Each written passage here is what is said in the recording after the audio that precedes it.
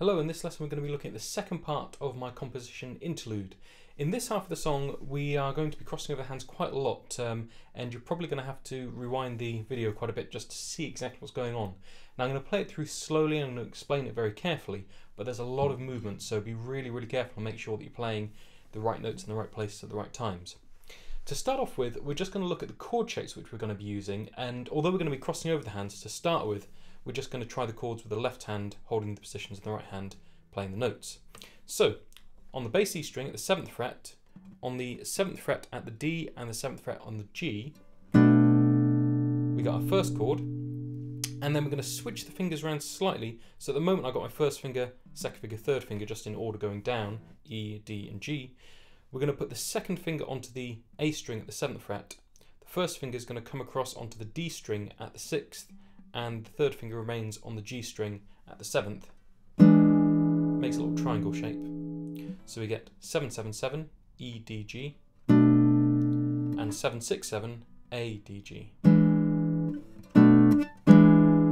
Now that's the basic movement that you get at the beginning of the song, so just getting used to.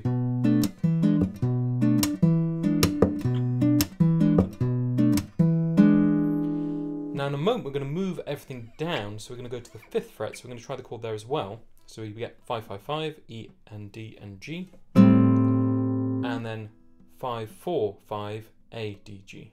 Now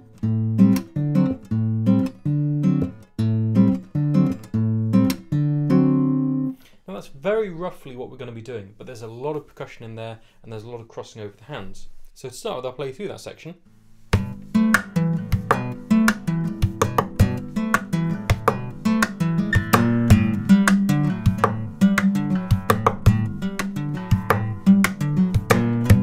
So on and so forth. That would just loop around. There's a couple of variations, but we'll try those a little bit later on. So to start with, your left hand here is going to be using the second finger, hammering onto the 7th fret of the bass E string, and at the same time you're going to be doing a bass drum hit, pretty much the same as we started off actually, except without the open. So, and then right hand comes over the top. I use my first finger and reinforce it with the second finger, hammer onto the 7th fret of the D, so we get left hand comes away as you're doing that, and you're going to slap the shoulder of the guitar, so you get.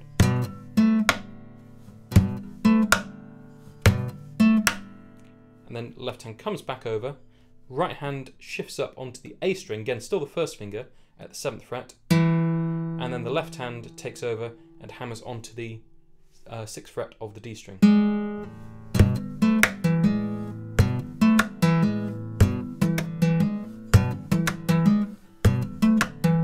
Just loop that around, get used to the movement just there, because it's quite difficult at first, especially bringing your right hand over. It's very important when you do bring your right hand over to grab the back of the neck so that you have some control when the left hand leaves the neck and the neck's just not wobbling around by itself. So all that time our right hand's on the back of the neck, grasping it, holding in place, and the second finger again reinforcing the first finger. Now if you've got long nails when you're doing this, you might find it a little bit difficult to do these hams cleanly. So you're probably going to find this quite difficult because a lot of the techniques that I do require long nails, but then a lot of the tapping works better if you have slightly shorter nails. So I'm constantly doing a compromise between having my nails too long or too short for certain techniques. At the moment, for the purpose of this lesson, I've just filed them down, and you might want to do the same while you're practicing this song. If you've got natural nails, you're probably going to find that you dent them actually when you're doing this tapping on the strings. So when you go back to your other songs, you're going to have to give them a bit of file and take off all the rough edges. So going through that one more time. Okay, now the next part gets a little bit more complicated. So get bass drum hit, slap underneath the fretboard just there, and then back to the 7th fret on the bass E string. And then right hand comes back over, 7th fret on the D, slap with the left hand shoulder of the guitar, left hand comes back, right hand hammers onto the 7th fret of the A, 6th fret with the left hand on the D string again, and then thump, bass drum hit just there. 2 hits underneath the fretboard at the same time, we get a 7th fret on the E string with the left hand. So we get, and then the whole thing starts again.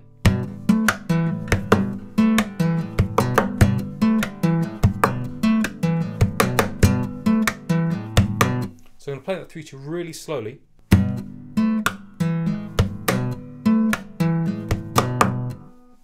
Okay, and And one more time, and this time I'm going to loop it around.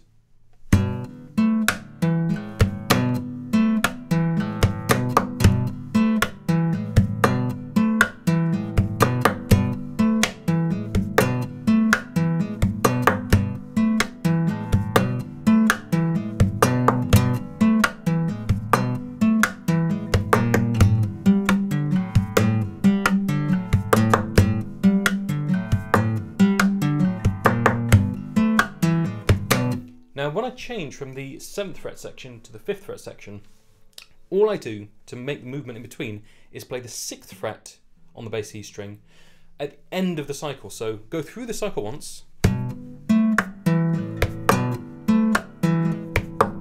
and when you do that 2-tap,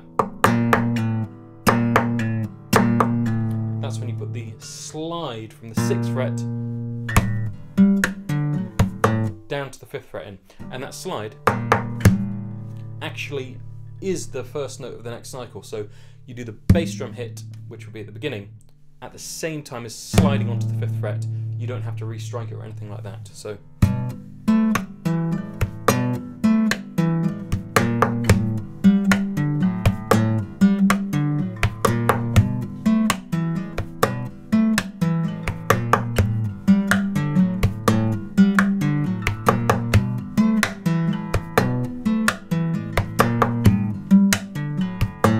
now, it'd probably take a bit of getting used to be able to loop that around like that. Once you've got to grips with it, there are a couple of different things you can do. So I would usually play it around a couple of times, move down to the 5th fret, and then to get back up, I wouldn't just do the normal slide up from the 6 to the 7. I would actually do a triplet where I'm going to be playing roughly octaves. So roughly octaves, exactly octaves. 5th fret on the bass E string, 7th fret on the D, and then 6th fret on the E string, 8th fret on the D, and then you're back to the beginning. So we get adding the percussion in there, thump at the same time as doing the 5th fret on the bass E, 7th fret by itself, followed by a slap on the shoulder. So you get 1, 2, 3 as a triplet. Same thing at the 6th fret and the 8th fret, so we get 5, 7, 6, 8, and then back to the beginning. So one more time.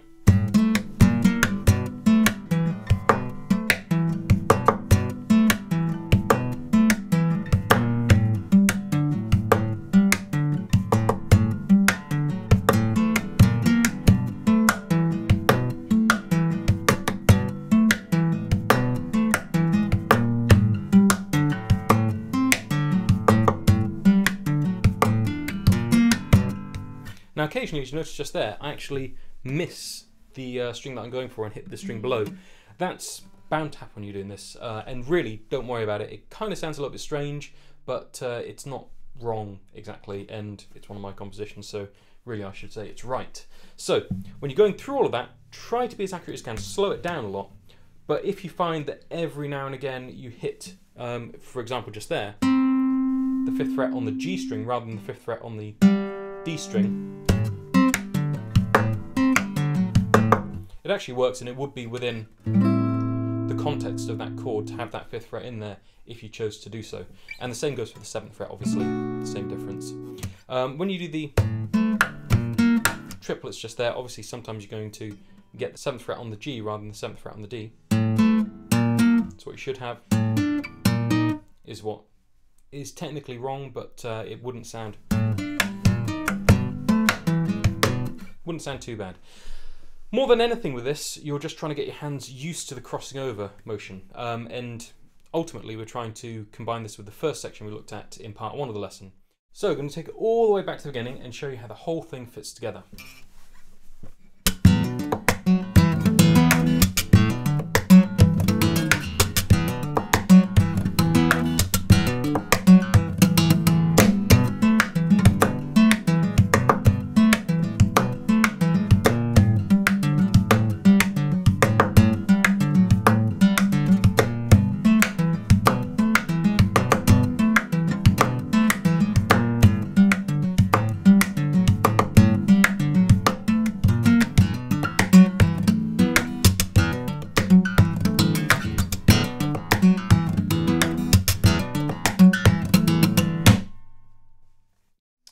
I'm going to be having another couple of lessons on my own compositions, and I'm also going to be running a separate series on more basic percussive guitar techniques. So things like adding in hi-hat while you're strumming through some chord sequences, and really almost just for accompaniment rather than solo guitar playing, because I get a lot of questions about that kind of thing, and I think that a lot of people would like a little bit more detail in a couple of lessons on that, so I'm going to be doing some of those up.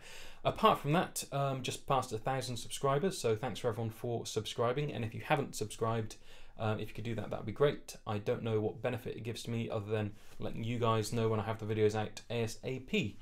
Apart from that, I have the podcast on iTunes and also all of my songs on iTunes as well, so you can hop over and buy those. This song, the composition that we're working on today, is called Interlude, so if you did want to listen to how that's meant to sound on a recording, you can hop along to iTunes and buy that song.